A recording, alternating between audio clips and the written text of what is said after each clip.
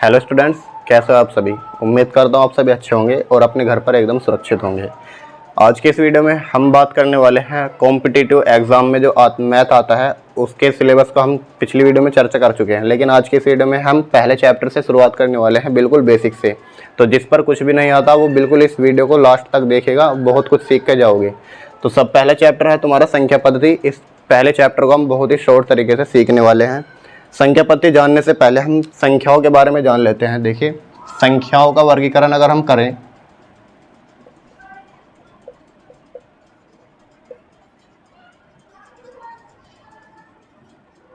संख्याओं का वर्गीकरण यानी कि संख्याओं को अगर हम बांट दें तो दो प्रकार की संख्याएं में बट जाएगा। एक तो तुम्हारा आ जाएगी वास्तविक संख्याएं। वास्तविक संख्याओं को रियल नंबर्स बोलते हैं इंग्लिश में, रियल नंबर्स। और दूसरी बनेगी काल्पनिक संख्याएं। काल्पनिक संख्याएं को इमेजिनरी नंबर्स भी बोल सकते हो।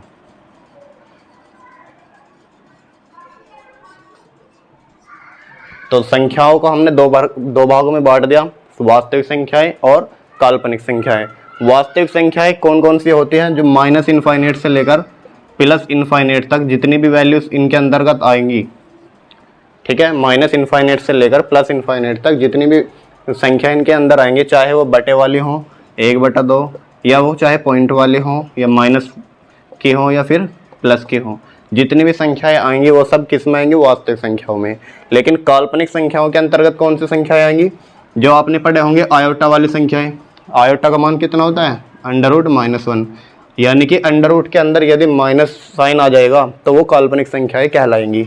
और एग्जांपल हो सकते हैं इसका -5 और -2। अंडर रूट के अंदर जितनी भी माइनस वाली संख्याएं होती हैं वो क्या कहलाती हैं? आपकी काल्पनिक संख्याएं। तो इस चैप्टर में हम केवल और केवल किन की बात करेंगे? वास्तविक संख्याओं के बारे में डिस्कस करेंगे। इनसे हमारा कोई रिलेशन नहीं है। तो वास्तविक संख्याओं को जानेंगे हम और किस किस भागों में इन्हें बांट सकते हैं। तो देखिए, चलिए, वास्तविक संख्याओं को हम किस किस भागों में बांट सकते हैं?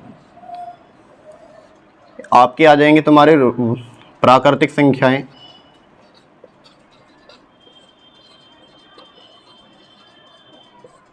प्राकृतिक संख्याएं। उसके बाद आ जाएंगे आपकी परिमेय संख्या, पूर्ण संख्याएं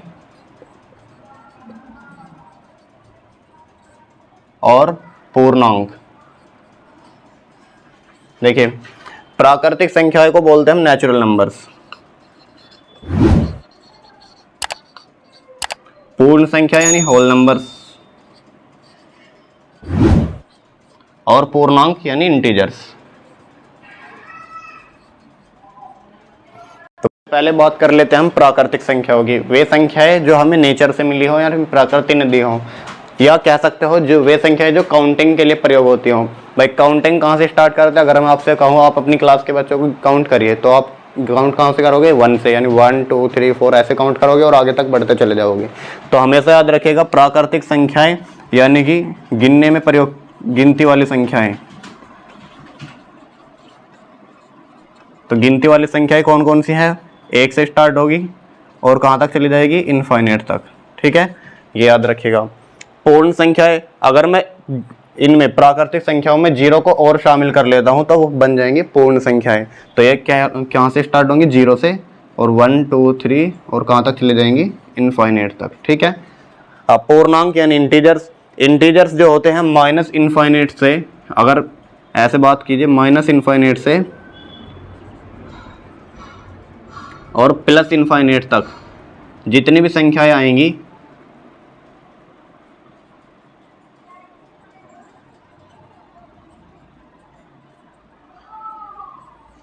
है ना, माइनस इनफाइनाइट से प्लस इनफाइनाइट तक जितनी भी संख्याएं आएंगी, और वे भी पूरी संख्या आनी चाहिए। कैसी? पूर्णांक। पूर्णांक का मतलब क्या है? पूरा अंक। अगर हम इसको खोले, संधि विच्छेद करें, पूर्णांक यानी पूर्ण जमा अंक, तो पूरा अंक। तो ये कैसे हैं? पूरे हैं। 5 अपने आप में पूरा है, ये 5.25, 5.5 ऐसे नहीं होनी चाहिए, ना ही बटे में होनी चाहिए, ना ही पॉइंट में होनी चाहिए। ये 4 अपने आप में पूरा है, 3 अपने आप में पूरा है, 1 अपने आप में पूरा है, 2 अपने आप में पूरा है। यानी वे संख्याएं जो पूरी संख्याएं हो, चाहे वे प्लस की हो चाहे माइनस की हो, पूर्णांक कहलाएंगी। लेकिन अगर माइनस में आ जाए, जैसे यहाँ पर देखें, ये भी तो क्या है माइनस इनफाइनाइट से प्लस इनफाइनाइट तक, और ये भी क्या है माइनस इनफाइनाइट से प्लस इनफाइनाइट तक। तो अब इनमें डिफरेंस समझिए, रियल नंबर्स में पॉइंट वाली संख्याएं भी शामिल हैं और बटे वाली संख्याएं भी शामिल हैं, लेकिन पूर्णांक में बटे वाली संख्याएं नहीं हैं और ना ही पॉइंट वाली संख्याएं हैं, याद रखिएगा। यहाँ तक समझ आ गया होगा। इसके आगे देखिए नेक्स्ट आपके परिमेय संख्याएं और अपरिमेय संख्याएं, इनमें डिफरेंस समझिए क्या है। परिमेय संख्याएं वे सभी संख्याएं जो अंश अपॉन हर के फॉर्म में हो, या कह सकते हो आप p अपॉन q के फॉर्म में हो, है ना। p क्या है आपका अंश और q क्या है आपका हर, है ना, न्यूमरेटर और डिनोमिनेटर। तो p और q दोनों कैसे होने चाहिए आपके, p और q दोनों क्या होने चाहिए, पूर्णांक, और q does not equals to 0 होना चाहिए। अगर q की वैल्यू 0 हो गई, ये तो सारी इनफाइनाइट पहुंच जाएगी ना, तो इसलिए q की वैल्यू 0 नहीं होनी चाहिए। और p और q दोनों कैसे होने चाहिए, पूर्णांक होने चाहिए, यानी पूरे के पूरे अंक होने चाहिए, चाहे वो प्लस में हो चाहे माइनस में हो। और एग्जाम्पल देखिए इनके, मैंने लिख दिया आपका माइनस के 22/3, तो माइनस के 22/3 भी क्या है आपका परिमेय संख्या, क्यों, क्योंकि 22 भी पूर्णांक है, 3 भी पूर्णांक है, और ये माइनस साइन है तो पूर्णांक में तो माइनस की भी वैल्यू आएंगी प्लस की भी आएंगी, तो इसलिए क्या है परिमेय संख्याएं हैं। मैंने लिख दिया आपका माइनस के 5/2, तो ये क्या है आपकी पूर्णांक है, ठीक है। मैंने लिख दिया आपका 22/7, अब बताइए ये पूर्णांक है, सॉरी परिमेय है या नहीं है, तो परिमेय है, क्यों, क्योंकि 22 भी पूर्णांक, 7 भी पूर्णांक, और ये पूरी वैल्यू क्या हो जाएगी, परिमेय संख्या है। चलिए, और अपरिमेय क्या होंगी, अपरिमेय वे संख्या है जिन्हें अंश बटे हर की फॉर्म में लिखना पॉसिबल ना हो, यानी p/q की फॉर्म में हम नहीं लिख सकते हो, या लिखिए जिन्हें p/q की फॉर्म में ना लिख सकें, ठीक। अपरिमेय संख्या किन्हें को बोल देंगे, जिन्हें p/q की फॉर्म में ना लिखा जा सके। फॉर एग्जांपल जैसे आपका पाई हो गया, पाई की वैल्यू लगभग होती है 3.14, 15 और 92, और ऐसे ही ये आगे तक चलती रहेगी, ये कभी भी रिपीट नहीं होती, ये अशांत दशमलव, ठीक है। तो अशांत दशमलव हम कभी भी क्या नहीं लिख सकते, p/q की या अंश बटे हर की फॉर्म में नहीं लिख सकते, इसलिए पाई कैसी वैल्यू है, अपरिमेय संख्या है। अब बच्चे यहाँ बहुत कन्फ्यूज होते हैं, सर पाई की वैल्यू तो कहीं कहीं पर हम 22/7 भी प्रयोग करते हैं, तो 22/7 तो आपने परिमेय बताया, ठीक है। पाई की वैल्यू क्या यूज करते हैं, 22/7, और 22/7 क्या बताया अभी, परिमेय, तो परिमेय होनी चाहिए पाई भी, लेकिन पाई तो आप बोल रहे हो गया परिमेय संख्याएं हैं, तो ये आपको कंफ्यूजन अब मैं दूर करूंगा, इसलिए क्यों, क्योंकि पाई की एग्जैक्ट वैल्यू तो आज तक कोई बता ही नहीं पाया कितनी है, तो हम जो है कैलकुलेशन आसान करने के लिए इतना मान यूज करते हैं पाई का, कितना, 3.14 तक। और ये जो 3.14 है, अगर हम ये इसकी इसे दशमलव फॉर्म में करें, तो 7 को अगर 22 से डिवाइड करें, जैसे इसको रिपीट करें, 7 के 21 बचेगा कितना, 1 पॉइंट लगाकर 43 0, 7 एकम 7 और बचे 3 और 43 0 और 7 चौक 28, तो लगभग जो है 22/7 का जो दशमलव फॉर्म आएगी 3.14 के बराबर आएगी। तो जो 3.14 है, कैलकुलेशन आसान करने के लिए हम पाई का मान इसलिए 3.14 लेते हैं ताकि कैलकुलेशन आसान हो सके। तो पाई की एग्जैक्ट वैल्यू नहीं होती 3.14, लगभग मान होता है, ठीक है। तो पाई का जो लगभग मान है वो है 22/7, तो एग्जैक्ट मान नहीं है। तो अगर आपसे क्वेश्चन पूछा जाए कि पाई कैसी वैल्यू है, तो आप कहिएगा अपरिमेय, अगर आपसे पूछा जाए 22/7 कैसी वैल्यू है, तो आप कहिएगा परिमेय। तो ध्यान रखना इस बात को। और भी बहुत सारे एग्जाम्पल हो सकते हैं, जैसे √2 का मान कितना होता है, 1.414, और ऐसे ये चलता रहता है। √3 का मान कितना होता है, 1.732, और ऐसे ये चलता रहता है। तो ये सब कैसी वैल्यूज हैं, आपकी अपरिमेय संख्याएं हैं। अगर मैं आपसे पूछूं √4 कैसी है, परिमेय है या अपरिमेय, तो आप सबसे पहले ये देख लेना कि अंडर के अंदर जो संख्या लिखी है वो पूर्ण वर्ग भी है या नहीं। तो √4 कैसी है, पूर्ण वर्ग है, किसका, 2 का। जैसे देखिए √4 का मान कितना होता है, 2, और 2 को हम क्या लिख सकते हैं, 2 के बटे में अगर हम 1 लिख दें तो इससे कोई डिफेक्ट थोड़ी ना पड़ेगा। तो 2 भी संख्या क्या है, पूर्णांक, ए भी क्या है, पूर्णांक, तो ये टोटल क्या हो जाएगी आपकी परिमेय, ठीक है।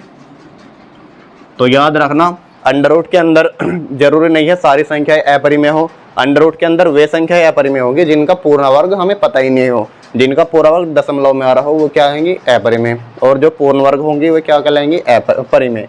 तो यहाँ पर लिख लो अंडर रूट 4 भी क्या है, परिमेय में आएगी, अंडर रूट 9 भी क्या है, परिमेय, और अंडर रूट 16 भी क्या है, परिमेय संख्या है।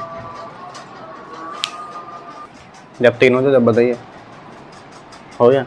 देखिए बच्चों, इसके अलावा भी हमारे पास कई और संख्याएं हैं, जैसे अभाज्य संख्याएं, भाज्य संख्याएं, सम संख्याएं और विषम संख्याएं।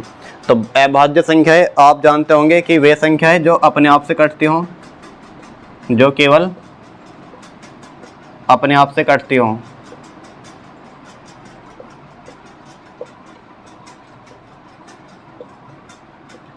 है ना, या फिर एक दूसरी डेफिनेशन बोल दीजिए आप, जिनके केवल 2 गुणनखंड हो, जिनके केवल 2 गुणनखंड हो। अब सर एग्जाम्पल के तौर पर समझाइए, जैसे जिनके केवल 2 गुणनखंड हो, अब मैं कहने लगूँ आपसे 2 है, जैसे 2 किस किस संख्या से कट जाएगी, तो आप कहेंगे सर 1 से भी कट जाएगी, क्योंकि 1 से तो हर एक संख्या कट जाती है, और ये खुद से भी कट जाएगी। ठीक है, अगर मैं आपसे पूछूं 3 बताइए किस किस से कटेगी, तो आप कहेंगे सर 3 1 से भी कटेगी और खुद से भी कटेगी। अगर मैं आपसे पूछूं 4 किस से कटेगी, बताओ, 4 1 से भी कटेगी, 2 से भी, और खुद 4 से भी।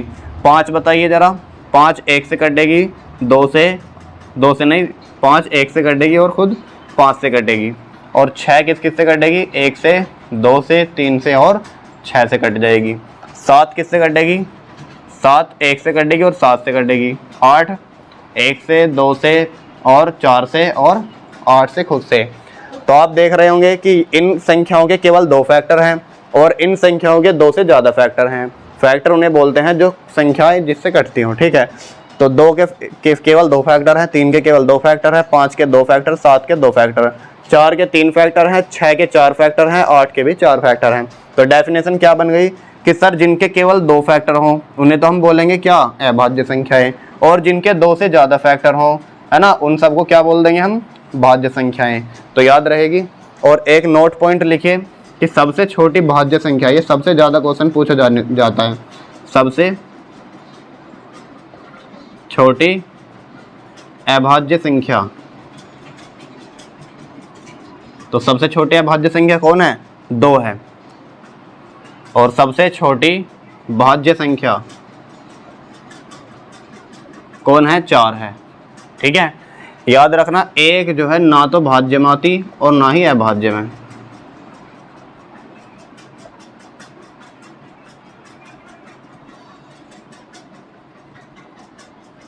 ठीक है, एक ना तो भाज्य है और ना ही अभाज्य है। सम संख्या क्या है, ये तो आप सब जानते ही हैं कि संख्या 2 से कट जाए, है ना, जो 2 से कटती हों। जैसे 2 हो गया, है ना, 4 हो गया, 6 हो गया, 8 हो गया, और बहुत सारी संख्याएं हो जाएंगी जो 2 से कटती होंगी। विषम संख्या जो 2 से ना कटे, जो 2 से ना कटे, जैसे 1 3 5 7 9 11 और आगे तक चलती रहेंगी। तो आशा करता हूँ ये अच्छे से समझ में आ गया होगा। कल इसके आगे हम वीडियो को आगे बढ़ाएंगे। आज की वीडियो में इतना ही। इनको अच्छे से प्रैक्टिस करना, इनको लिख करके देखना, ये याद कर लेना। ठीक है, फिर इससे आगे हम प्रोसेस बढ़ाएंगे अपना। तब तक के लिए धन्यवाद।